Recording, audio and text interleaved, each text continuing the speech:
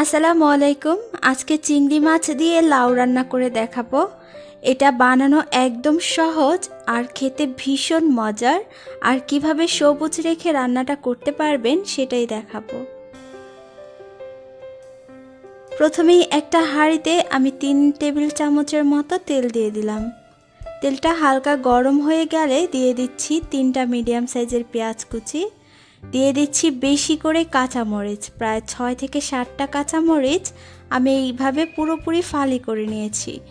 লাউ তরকারিতে কাঁচামরিচের পরিমাণ বেশি করে দিতে হবে, এতে করে লাউ তরকারির স্বাদ দ্বিগুণ হয়ে যাবে।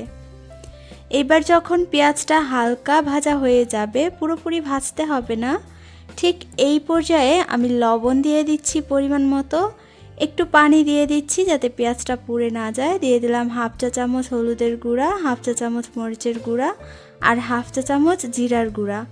দিয়ে দিলাম ফ্রোজেন টমেটো।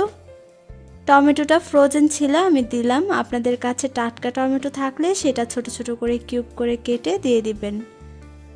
এইবার এই টমেটোগুলোকে ছাড়িয়ে নিতে হবে, এর জন্য আমি একটু নেড়ে মিশিয়ে নিয়ে ঢাকনা দিয়ে ঢেকে 1 মিনিটের মতো কষিয়ে নেব, এতে করেই টমেটোটা খুলে যাবে। তবে আপনাদের টমেটো টাটকা হলে এই ঢাকনা দেওয়ার প্রয়োজন নেই, জাস্ট হালকা একটু পানি দিয়ে মশলাগুলোকে ভালো করে কষিয়ে নেবেন।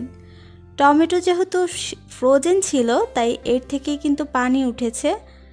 যখন দেখবেন তেল ভেসে উঠেছে, মশলা কষানো হয়ে গেছে, তখন চিংড়ি মাছ দিয়ে দিচ্ছি।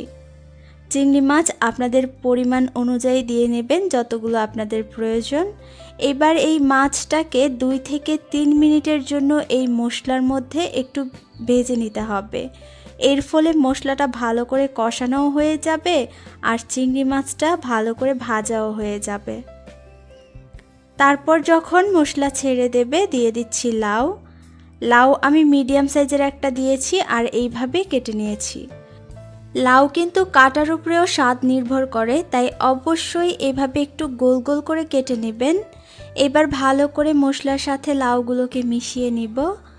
আরেকটা কথা, আমি এরকম নিত্য নতুন আপনাদের জন্য অনেক কষ্ট করে ভিডিও তৈরি করি। আপনাদের যদি ভিডিওটি ভালো লাগে অবশ্যই চ্যানেলটি সাবস্ক্রাইব করে রাখবেন, বেল আইকনটি অন করে রাখবেন, সবার আগে আপনার কাছে ভিডিও পৌঁছে যাবে। ঢাকনা দিয়ে ঢেকে আমি 3 থেকে 4 মিনিট মিডিয়াম থেকে একটু কম আঁচে রান্না করেছি। আর এখন দেখুন এই লাউগুলো অনেকখানি ঝোল ছেড়েছে।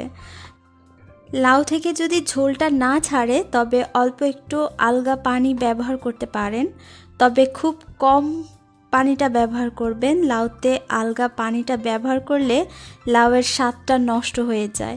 এবার আরেকটু লবণ লাগতো তাই দিয়ে দিলাম। তবে আরেকটা টিপস শেয়ার করি, লাউ যখন রান্না করবেন সাথে সাথে ধুবেন, তাহলে দেখবেন লাউ থেকে এক্সট্রা পানি বের হবে।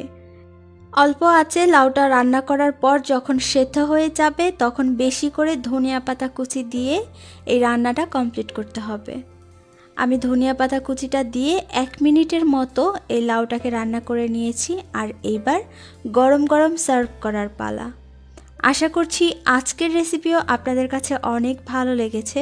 বাসায় অবশ্যই পুরোপুরি ভিডিওটা ফলো করে রান্না করে দেখবেন, বাসার সবাই পছন্দ করবে। আজকে এখানেই বিদায় নিচ্ছি, সবাই ভালো থাকুন, আল্লাহ হাফেজ।